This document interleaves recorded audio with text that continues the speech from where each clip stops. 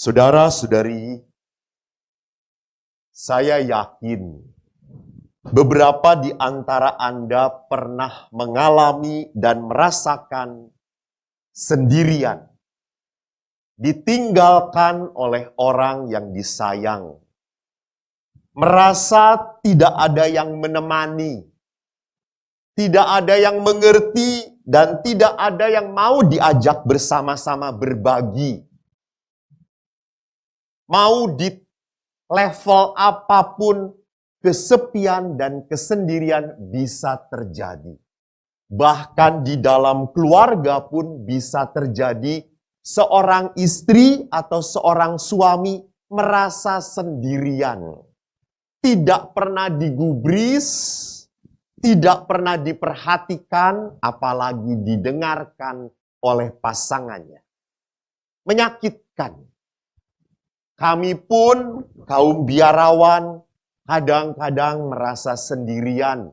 Kalau tidak rukun, tidak merasa bisa klop, cocok, akur dengan teman serumah. Kadang-kadang merasa bahwa pelayanan ini kok hanya menjadi sebuah pekerjaan ya. Kok hanya menjadi sebuah kewajiban. Bukan menjadi tindakan kasih. Karena apa? Karena sendirian. Seorang anak pun ada yang mengeluh seperti itu. Bahwa dia merasa berjuang sendirian, tidak didukung oleh orang tuanya, tidak diberi bimbingan oleh orang tuanya, tidak diberi petunjuk oleh orang tuanya. Dia merasa, kok saya harus sendirian begini. Bukan karena tidak mampu, bukan. Manusia itu bagaimanapun diciptakan sebagai manusia yang butuh sesamanya. Butuh yang lain. Kata Tuhan kan jelas sekali dalam kitab Perjanjian Lama. Tidak baik manusia itu seorang diri saja. Awang Gusti aja ngomong begitu kok. Tidak baik manusia itu seorang diri saja. Bukan berarti manusia tidak bisa sendirian. Bukan. Karena dalam batinnya ada kebutuhan untuk apa? Diperhatikan, dimengerti, dikasihi. Saya juga dulu ingat minder sekali waktu kecil. Saya sudah IQ-nya pas-pasan. Kalau bahasa sopannya itu bleguk, tolol, blow on. Bahasa sopannya. Sudah begitu saya tidak pernah raktir teman-teman. Mana mungkin raktir? Uang jajan itu hanya diberi 1 semester sekali. 1 semester sekali, nggak tiap hari. Juga kalau pulang pergi ke sekolah saya diantar sepeda. Bukan motor, apalagi mobil. Tidak. Maka saya tidak banyak teman. Tidak banyak yang mendukung saya. Saya ingat ada seorang anak teman saya, bapaknya itu punya pabrik. Oh, temennya banyak banget. Awong dia tiap hari neraktir. Saya salah satu yang pernah ditraktir. Hanya sekali.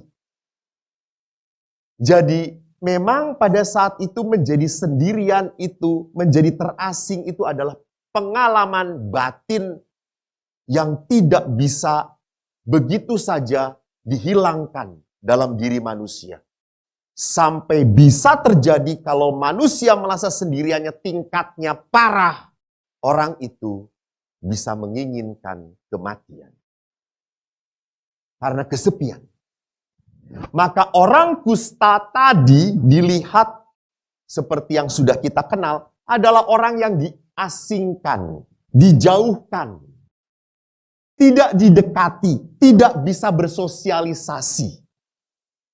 Bahkan tidak diperhitungkan sebagai manusia.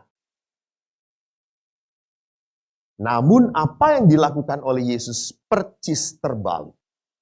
Di saat orang-orang menjauhi, dikatakan di sana dalam Injil, Yesus justru apa tadi? Mengulurkan tangan. Dia mendekati. Orang-orang menjauhi, dia mendekati.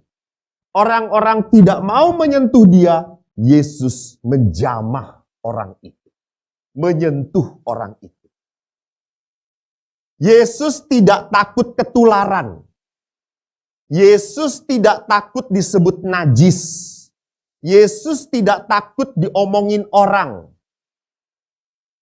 Jadi saudaraku lihat bahwa tindakan kasih, the act of love, adalah tindakan yang berani keluar dari dirinya sendiri. Tindakan kasih itu adalah tindakan yang mau keluar dari apa? Dari kenyamanan dan ketenangan. Istilah saya, tindakan kasih adalah tindakan yang harus membuat orang berani keluar dari zona nyaman. Memasuki, kalau orang keluar dari zona nyaman, itu berarti orang masuk the uncomfortable zone. Zona yang apa? Yang merepotkan, yang membingungkan, serba tidak pasti, serba tidak bisa diduga. Namun, di dalam perikop tadi dikatakan, pada saat orang banyak begitu mencari Yesus untuk disembuhkan, justru apa yang dilakukan oleh Yesus? Yesus menarik diri dan berdoa. Menarik rupanya. Dalam tindakan kasih, itu harus ada sebuah apa? Balance, keseimbangan. Maka keseimbangan ini di dalam hidup rohani selalu dikatakan sebagai apa? Contemplatio in action. Jadi sebuah kedekatan intimitas manusia dengan Tuhan hanya menjadi sebuah kebohongan kalau tidak ada tindakan kasih. Dan tindakan kasih yang benar, tindakan kasih yang mulia adalah tindakan kasih yang bersumber, berasal dari sebuah kontemplasio. Jadi kalau ditanya apa itu kontemplasio itu, Romo? Kontemplasio itu adalah saat-saat kita merasakan intim dengan Tuhan.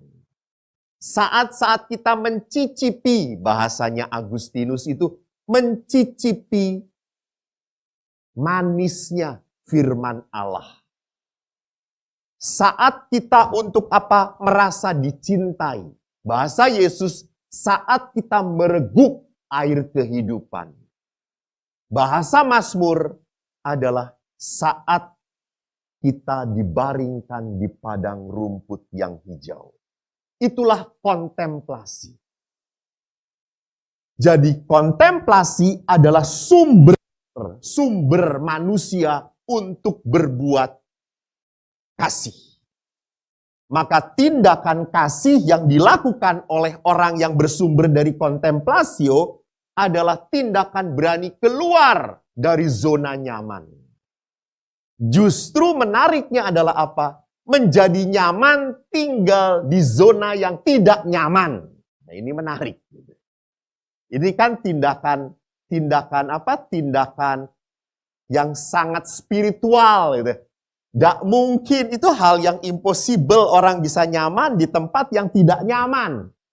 Orang kan selalu untuk berusaha untuk apa?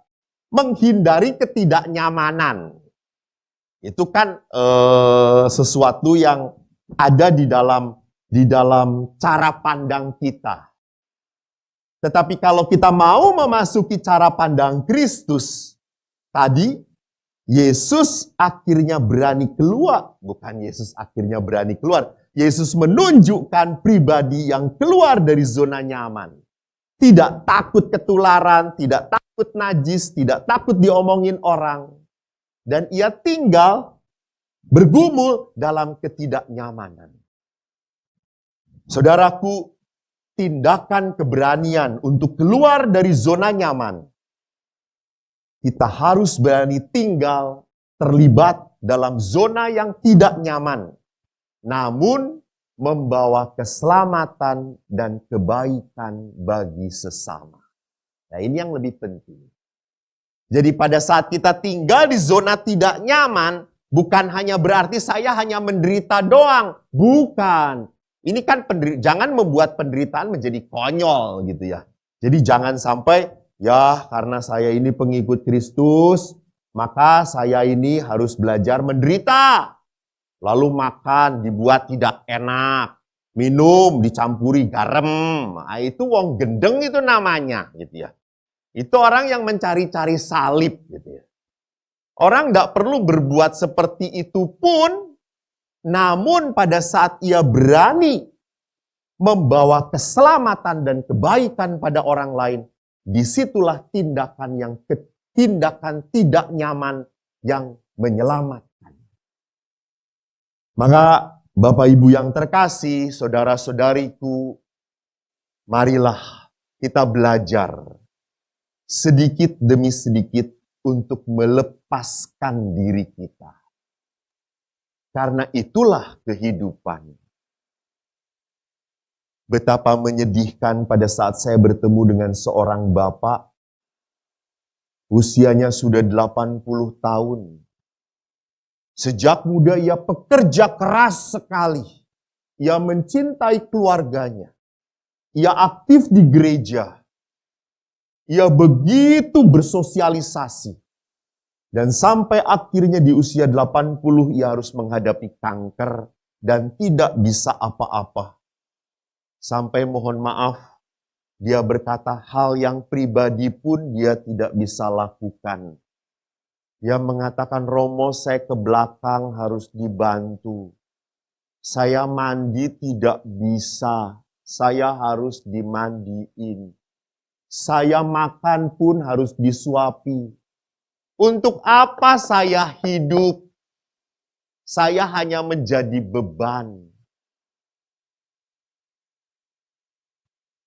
Padahal orang-orang yang mencintai dia hadir sungguh melayani karena dia mengasihi Bapak ini. Tapi Bapak ini tidak terima. Kok harus seperti ini yang dia hadapi? Lalu saya berkata, Pak, ingat, Tuhan memberikan rahmat kehidupan pada Bapak bukan karena ingin supaya Bapak menderita berkepanjangan. Bukan. Tuhan mau mengajarkan sesuatu. Dulu kau pekerja yang baik. Sekarang kau jadilah pendoa yang baik. Kau harus belajar, dulu kau melayani. Sekarang belajarlah menerima ketidakmampuan untuk dilayani. Sehingga di saat manusia menyadari kerapuhan, kebutuhannya untuk sesama, dan kemampuan dipanggil untuk menjadi sesama bagi orang lain, kita akhirnya bisa menjadi secitra dengan Allah.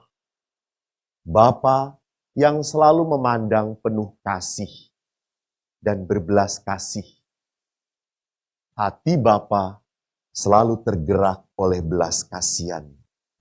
Itulah maksud penderitaan, maksud ketidaknyamanan dalam hidup kita. Supaya kita menjadi pribadi yang mudah tergerak oleh belas kasihan.